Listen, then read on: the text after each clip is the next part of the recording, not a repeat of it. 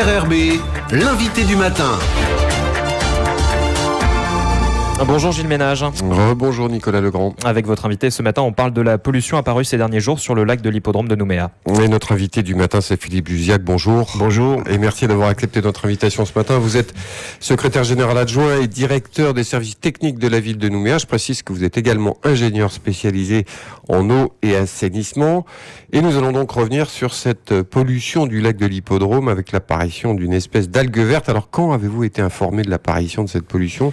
Et qu'est-ce que vous avez fait ? Alors déjà, je vais un petit peu corriger, il ne s'agit pas d'une pollution, il s'agit effectivement de l'apparition d'une algue. Donc elle est apparue début juin. Oui. Et à partir de là, effectivement, nous sommes intéressés à savoir de quelle algue il s'agissait. Donc il s'agit d'une algue de souche japonaise qui a déjà fait son apparition sur le territoire, notamment au début des années 2000, et qui a une tendance un petit peu invasive. Donc nous sommes attachés à essayer de l'endiguer. Alors, de quoi s'agit-il exactement ? Comment c'est apparu ces dépôts verts selon vous ? Alors, une algue, c'est simple, ça apparaît avec... il lui faut des aliments. Ces aliments, c'est en aucun cas des bactéries, on y reviendra après. C'est de l'azote et du phosphore. Et puis, il y a des algues qui ont des tendances un petit peu invasives, donc qui vont avoir tendance à coloniser le plan d'eau. Donc, c'est le cas de celle-ci. Il faut quand même signaler que au Japon, elle est consommée. Hein, c'est une algue comestible. Donc, il n'y a aucun risque de toxicité.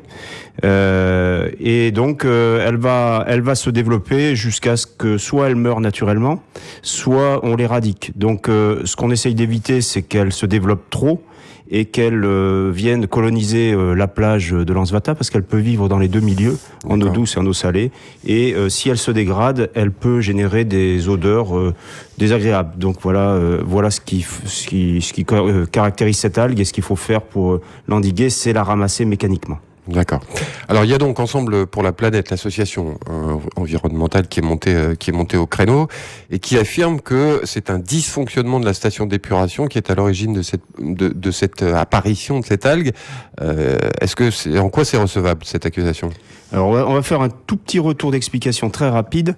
La station d'épuration de Lansvata, c'est 25 000 équivalents habitants, donc elle peut traiter 25 000 habitants. Elle est actuellement chargée à 50% de sa capacité. Elle rejette dans la lagune de l'hippodrome. Tout en amont de la lagune, elle traverse ces effluents traités traversent la lagune. Je signale au passage qu'une station d'épuration, c'est une usine de dépollution et non pas de pollution, qu'on se prenne pas. Dans cette lagune, il y a d'autres rejets, notamment pluviaux, qui collectent par ailleurs, partant de pluie, les sorties de fosses septiques de tout le secteur, et qui partant sec sont collectés vers la station d'épuration.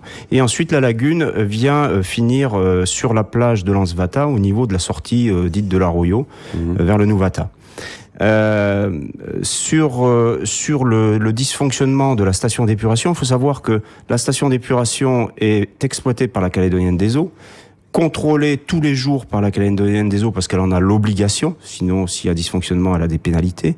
Elle est contrôlée par les services de la commune qui en ont la qualification, et elle est contrôlée ensuite au niveau des rejets par la direction des risques sanitaires et la DAS. Donc ces contrôles au niveau de la plage s'exercent 2 fois par semaine, la DAS 1 fois par mois en période estivale. Donc il y a des contrôles, puis des contrôles de contrôle tout le temps. Il peut y avoir des dysfonctionnements, ça arrive. Dans ce cas-là, nous fermons la plage, c'est-à-dire que nous identifions sur la plage un taux de bactéries anormalement élevé, nous fermons la plage jusqu'à correction du dysfonctionnement. La plupart du temps, c'est en période de pluie, et ça ne vient pas de la station d'épuration, parce que la station d'épuration, sur les dernières années, a été relevée conforme à 96 à 100%, 96% à 100%. C'est-à-dire quasiment tout le temps conforme du point de vue bactériologique. Ça, c'est pour la partie bactério. Il faut pas tout mélanger. C'est-à-dire qu'une algue, elle ne mange pas des bactéries. D'accord ? Une algue, elle mange de l'azote ou du phosphore, ou les deux. Voilà. Si vous arrosez vos laitues avec des bactéries, elles vont pas pousser. Oui. D'accord ? Donc, cette affirmation est très curieuse de la part de Martine Cornaille, qui nous a habitués à mieux. Et donc, on est très surpris de cette sortie, d'autant plus que ça fait quand même 1 mois et demi qu'on y travaille. Et encore, je le répète, il ne s'agit pas d'une pollution, il s'agit d'un développement d'algues. Oui, mais alors l'association a quand même fait des analyses et elle avance des chiffres. Alors c'est un petit peu technique, hein, mais que les normes, elle affirme notamment, chiffres à l'appui, que les normes sont dépassées dans tous les domaines. Qu'est-ce qu'il faut en penser de ça? Alors, puisqu'on y est, on va aller jusqu'au bout. On a un petit souci quand même avec ces analyses. Comme je l'ai précisé, ce métier qu'on pratique et que pratiquent tous les services de la Calédonienne des Eaux à la DAS, en passant par la ville et la province, que j'ai oublié au passage, qui contrôle également la station au titre des installations classées pour l'environnement, ce sont quand même des professionnels qui font appel à des préleveurs agréés, qui envoient les analyses dans des laboratoires agréés, d'accord. Sur des résultats d'analyse, on a un tampon, on a l'identification du laboratoire.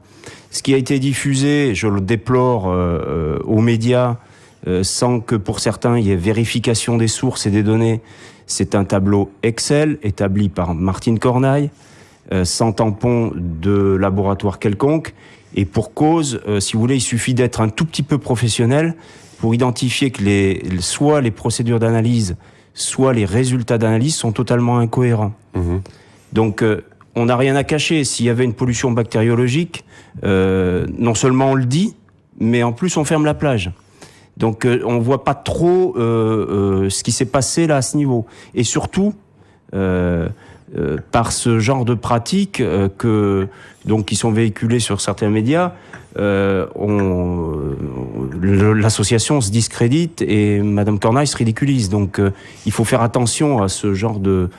On peut pas plaisanter avec la qualité de l'eau. C'est un petit peu comme si vous alliez chez le médecin avec des résultats d'analyse que vous aviez fait vous-même, en lui demandant de faire ensuite la suite du diagnostic. Il vous regarderait quand même drôlement. Là, on est sur quelque chose de beaucoup plus sérieux. On communique sur un état de qualité d'eau et de baignade sans avoir aucune source fiable et sérieuse. Voilà, je crois qu'il faut rester sérieux. Oui, en même temps, l'intérêt de la ville de Noumen était bien évidemment de ne pas mettre en danger la santé des gens. Évidemment, c'est non seulement l'intérêt, mais c'est la compétence et le devoir de la ville. C'est-à-dire que le maire est garante de la sécurité sanitaire et exerce son pouvoir de police en la matière. Donc, qu'est-ce que la ville aurait, et le maire aurait intérêt à cacher quoi que ce soit en la matière? Elle a au contraire un devoir de contrôle et de sanction. Alors, objectivement, Philippe Jusiac, y a-t-il un risque de pollution dans les rejets en mer, dans l'Anzouata? Est-ce qu'il y en a un? Par rapport à ces algues, non, absolument aucun.